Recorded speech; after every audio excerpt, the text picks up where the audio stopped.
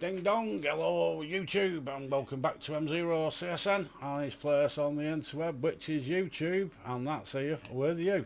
And hello, been a while, been away, been busy, work, life, one thing, and you don't always get time, do you? So hence the lack of any videos or anything like that, because we've just been too busy building houses and things. You know, we're not just sat on radio all day talking bubbles or making videos and talking more bubbles. We're actually working as well, doing what we do best, which I know you thought was playing radio, but it's not. It's actually playing building houses. So there you go. Anyway, good to be back in the shack, playing around, looking at different things. Just acquired another FT710 Yaesu, which, you know, I said I'd get one and would give it a try. I did a few videos on it. We've had it a couple of months now and really enjoy that radio, so we bought another for Shack 2. 590 Kenwood SG's now out of circuit because the 710s overtook it, so there we are on that one. But after a little bit of a sabbatical from the radio, we've come back and we've started to play a little bit of this, Dstar. Which we've always played. We've enjoyed Dstar for over 10 years, and we've just connected the 9700 back up again. We normally use the handheld, the 51, the 52 or the 74 Kenwood, but we thought we'd plug the 9700 back in again on the hotspot and give it a go. And here we are. It's working a treat. A couple of guys over in the States there. If I don't knock the camera.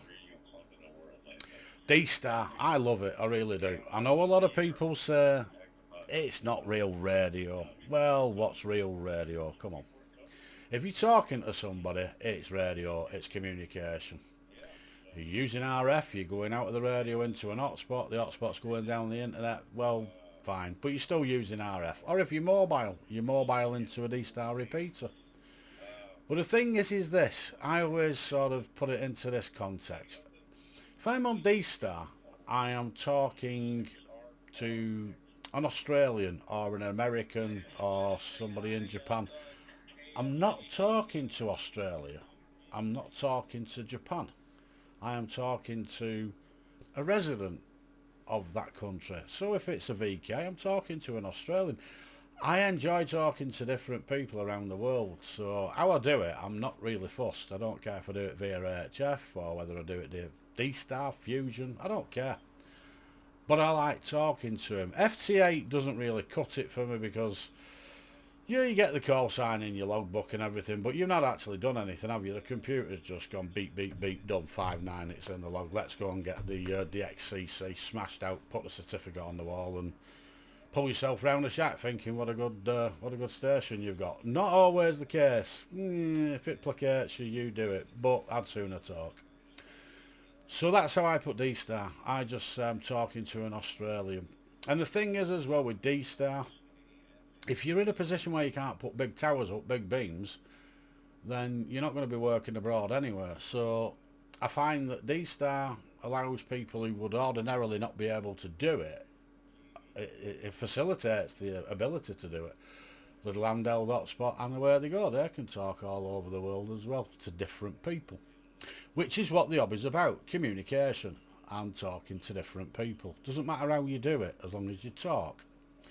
And Dstar Fusion lends itself very well. And DMR as well, which I have to be honest, I'm not a fan of, but I know a lot of people are. There's a lot of ways of doing Dstar, as I say, with the hotspots, the Dstar repeaters, the different handhelds, and the different mobiles, different base. But I find now the 9700 is probably the best base radio for it.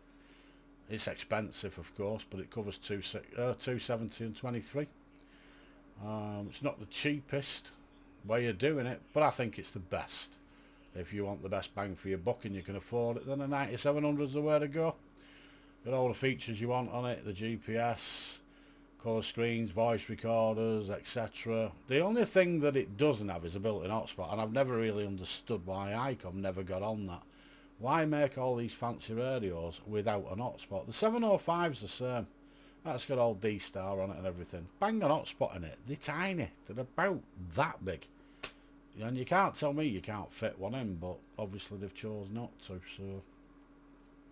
But it's a good way of doing it anyway, and it's a lovely radio. And if you've got a 7300, you're lucky enough to have both, I am, they match. So you've got the 73 and the 9700, they look great side by side. You can do HF and you can do Dstar as well, 2 and 6 odd HF, 23 SEMS, job's a cracker. So there you go. There's a little bit of traffic there, local to me, Warrington, so a little bit bobbing about one way or another.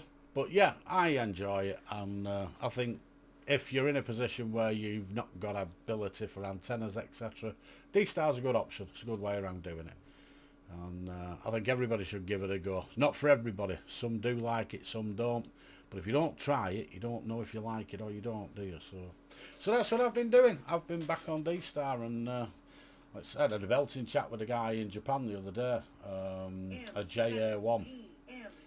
I thought he was Japanese, but he's not. He's from Wales, of all places. You get on radio, you talk to somebody in Japan, he's from bloody Wales. And he's got family about 15 mile away from me. He grew up in West Orton, so you couldn't make it up, could you? Well, that's the joys of radio. It's like fishing. You never know what you're going to get. And it was a nice chat. It was a nice QSO. And look forward to doing that again with him. But it's a good way of keeping in contact. So I'd highly recommend D-Star to anybody if they wanted to have a little tickle. Get on the cheap side of it, cheap handle, cheap hotspot, won't cost you a lot of money, sub 150 quid for a radio if you're lucky, 250 quid with an hotspot all in, you're on the air, you're cooking with gas. And the hotspots will do fusion as well if you've got a fusion handle, so there you go. Gives you something to mess around with, doesn't it? But if you're like me, the old grey matter's getting a bit foggy these days and you forget what you're doing, even though you were very good at it, and it takes you a week and a half to set it all back up again, because that's what happens when you start getting older, isn't it? You start forgetting things. Normally like where you live when you're coming home from the pub, which doesn't affect me anymore because I don't drink, I'll have you know. So there you go. That's what I've been up to. Right, anyway, I'm going to fly. I'm going to do some more later on, and get some videos over the next couple of weeks or so. But I thought I'd just let you know that I'm back. I've not died. I've not been abducted by aliens. I've not sold up. I'm still here. I'm still opinionated. I've still got too many views and opinions, some of which I can't share on here because I get banned, like I do on Facebook. Because I get banned on Facebook at least once a month. You can't say an out on there now, can you, without offending somebody? It's madness. Well, anyway, just for those that want to know, I identify as a PL259. And there you go, there's a ZL, New Zealand, which just goes to prove a point. I don't think ZL will be coming in on HF at the minute, but there you go, ZL on D-Star, so happy days. Give it a go, you know it makes sense. Right, M0CSN, I'm going to get a cup of coffee. If you like it, like it. You want to subscribe, subscribe. You want to share it to your mates because you don't like them, do that as well. But in the meantime, it's been a pleasure. Keep your eyes out for the next one. It's coming soon. There's a few things on the bubble. Cheers for now. I'm out of here, boys and girls. Have fun.